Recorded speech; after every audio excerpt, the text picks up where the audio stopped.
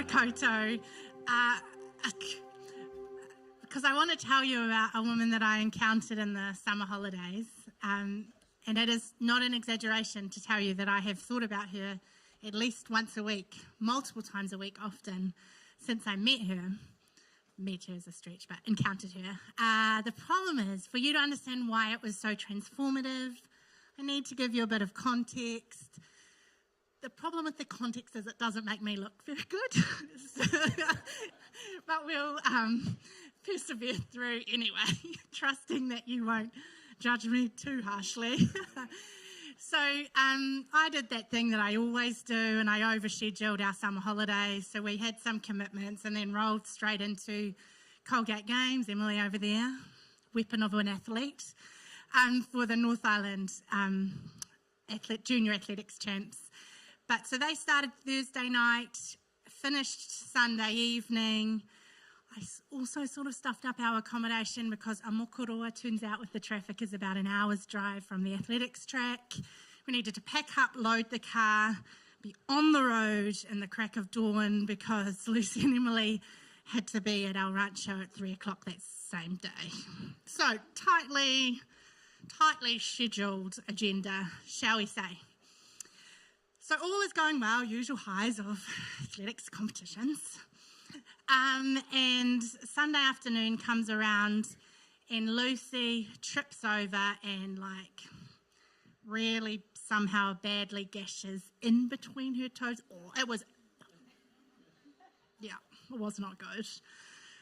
But this is at about 3 o'clock and Emily's final race is at 5 and it's the 100-metre relay, be shot at medals, the glory event. So the good news is at an athletics track there's a ambulance just waiting to see young people. So off we take Lucy. They kind of debride it and bandage it up. And then the paramedic quietly says to me, you probably need to take her to after hours. It needs gluing or stitching. But we didn't tell Lucy that part. And so Pete and I get back to the stand. We're Googling. There's an after hours that shuts at 8. That's about 1 kilometre away. So we're like, we can probably watch the race and then go. Told you I didn't look good. Race happens, Emily medals, so then we wait for the presentation. It's after 6 o'clock and we're going now to after hours. Pull into the car park, it's empty. Like, great news, we're going to be in and out. Home for dinner, load the car, we are on track. Get to the doors, weirdly, they're not opening, but the waiting room is full. So scrambling around, see the sign, they are too full. So they have locked it to new patients so that they can see who's in the waiting room before 8 o'clock when they close. Please go to Tauranga Hospital, present yourself at the emergency department. Off we trundle. The ED department is as grim as they always are. In our family, our children have contracted some tummy bugs in hospital. So I'm like, Lucy, don't touch the armrest, sit down like this. There's signs up, you know how they just roll through the same advertisements. One of them telling us it's a 5 to 6 hour wait to be seen. And then we are shimmied up into these kind of rows to wait to be triaged by the nurse. And behind us comes a steady trickle of patients who have also been turned around at the after hours. And it's the summer holidays, so there's a guy with a mangled hand because he was sitting on his deck chair and he just was resting his hands and it collapsed and crushed his hand. Girl with a broken arm. Teenage boy with a fish hook right through his thumb. How do I know all these intimate details of the patients around me? I'm about to tell you. But also, who came into the emergency department just a few minutes behind us is this woman I want to tell you about, and she was a ray, like a vibrant rainbow of a woman with a gaggle of kids. I say gaggle, it was 3. I have 3, but it was just, they were there. And she transforms that entire waiting room with her presence. She started talking to the people around her, who they started talking to the people around them. You know how you drop a pebble in a pond and the ripples go out? And she started talking to them, but something quite important happened before that. You know, in emergency departments, when there's a 6-hour wait and none of you are there for reasons that make you behave like the best versions of yourself, you're sore or sick or, you know, and you're graspy, You're looking around, I was here before them, why are they, you know, that. And in that space, not once but twice, to mangled hand and fishhook, I heard her say, no, you go first, we can wait. No, you go first, we can wait. And you can imagine how just unexpected that attitude is in that space. And it opened up these conversations. And then those conversations opened up others. And it just reminded me of that verse we all know so well about having a light that you put on a stand. And she was just the epitome of that. And so I'm just going to read it to you just to refresh all of our memories from Matthew 5 verse 14 to 16. You are a light of the world. A town built on a hill cannot be hidden. Neither do people light a lamp and put it under a bowl. Instead, they put it on its own stand, and it gives light to everyone in the house. In the same way, let your light shine before others, that they may see your good works and glorify your Father in heaven. So that word light in the original text was phos. Google tells me that's how you pronounce it. If I have butchered that, it's Google's fault. But phos is mentioned over 70 times in the Bible.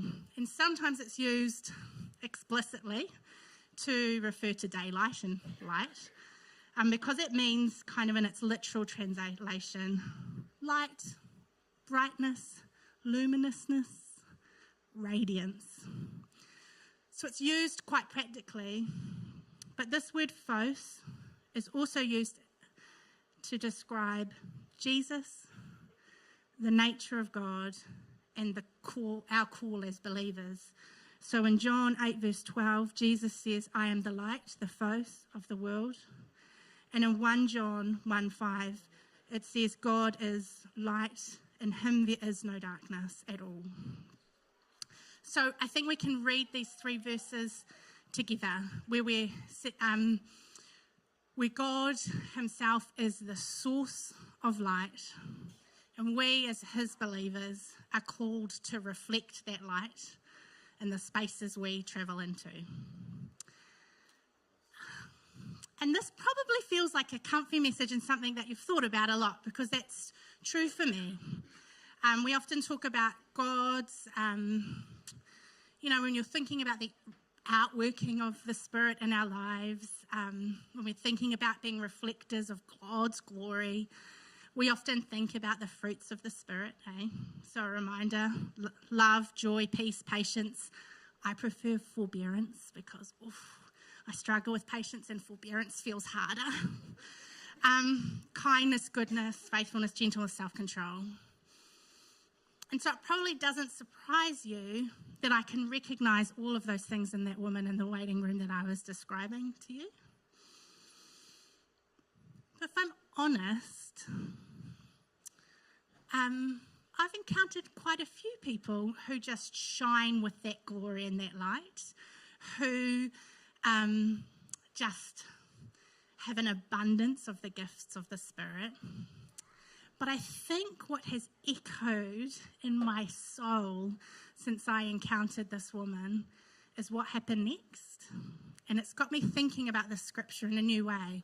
So Tauranga ED does this really cool thing where if you present yourself and it's not an emergency, but it's like an acute medical need, you know what I mean? So it could wait to go back to after hours when they reopen in the morning.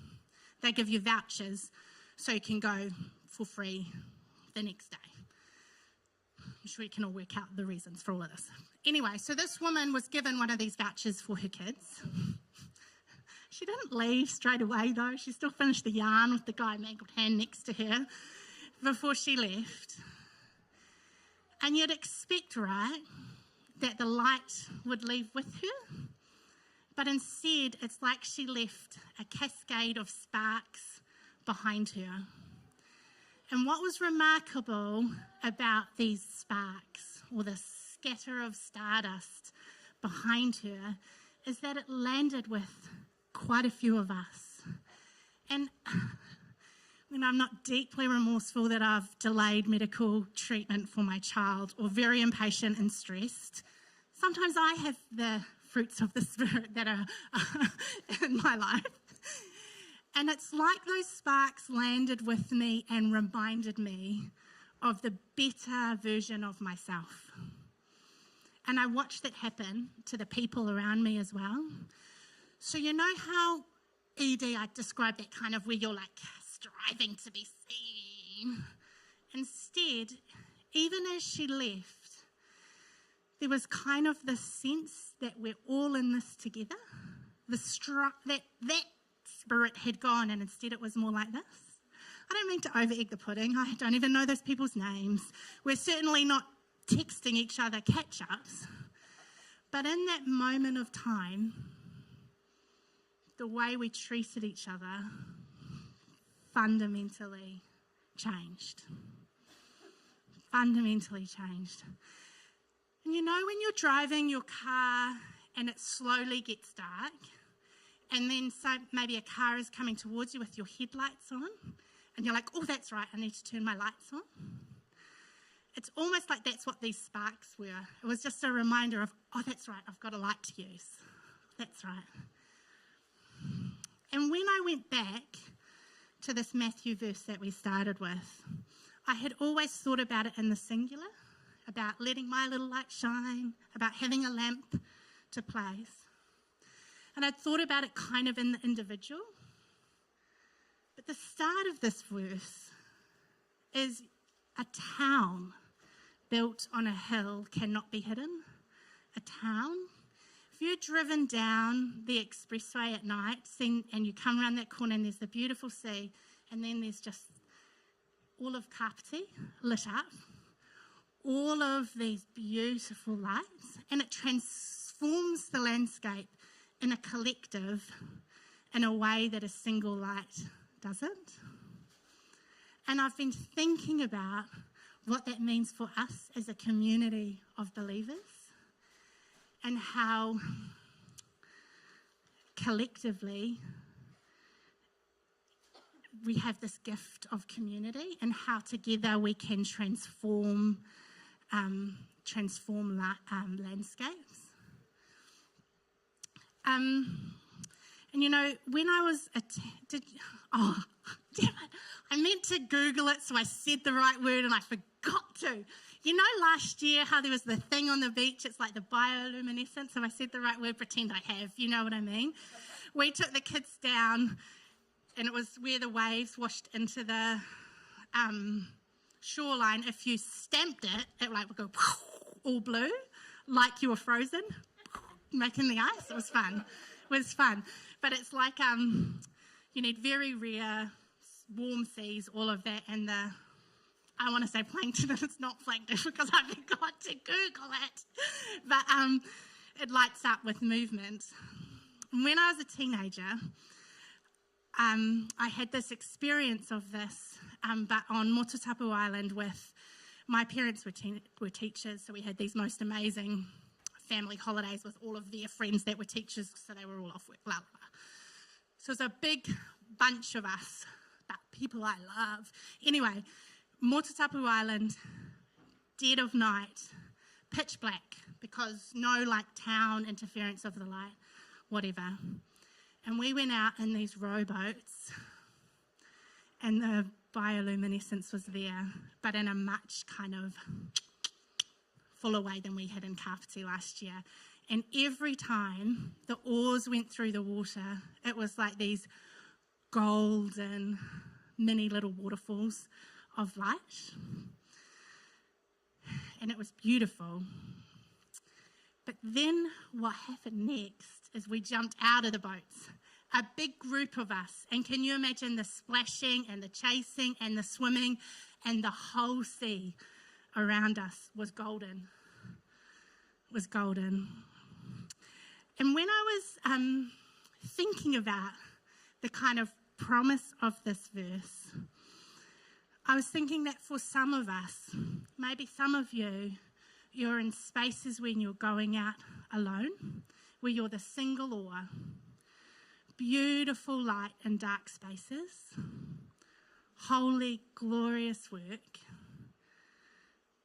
But sometimes it can be discouraging because you don't see what happens when you leave the room. You know the woman in ED? She's got no idea of the sparks that flew out behind her.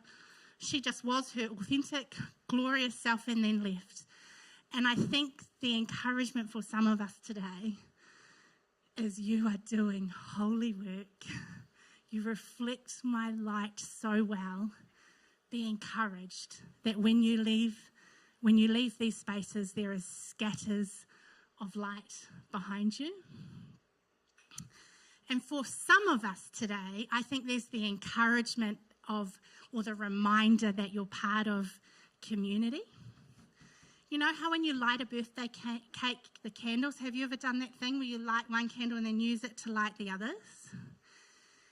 And for some of us today, there's an encouragement that says, be with your people, be with community, and you will be relit, or the flame,